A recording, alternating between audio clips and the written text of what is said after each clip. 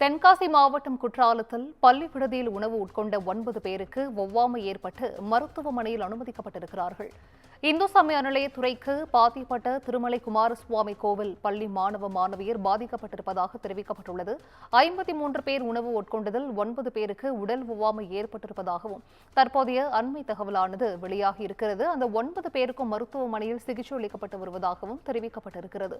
கூடுதல் விவரங்களை செய்தியாளர் விமலவேலன் வழங்கிட கேட்கலாம். விமலவேலன், வணக்கம். இது குறித்தான முழு விவரங்கள்.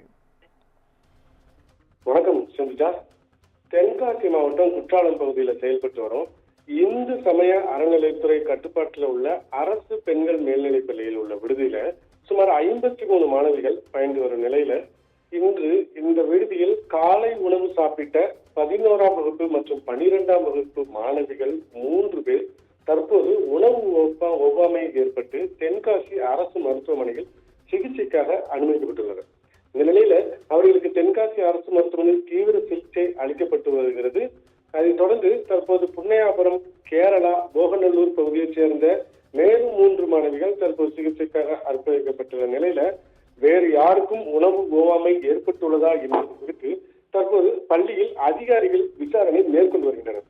குறிப்பாக தென்காசி மாவட்டத்துல கடந்த சில தினங்களுக்கு முன்பு முதியோர் இல்லத்துல உணவு சாப்பிட்ட 6 பேர் தொடர்ந்து உயிரிழந்த நிலையில அதைத் தொடர்ந்து பிரபல தொப்பி வாப்பா பிரியாணி கடையில் பிரியாணி சாப்பிட்ட 13 பேருக்கும் வாந்தி மயக்கம் ஏற்பட்டது.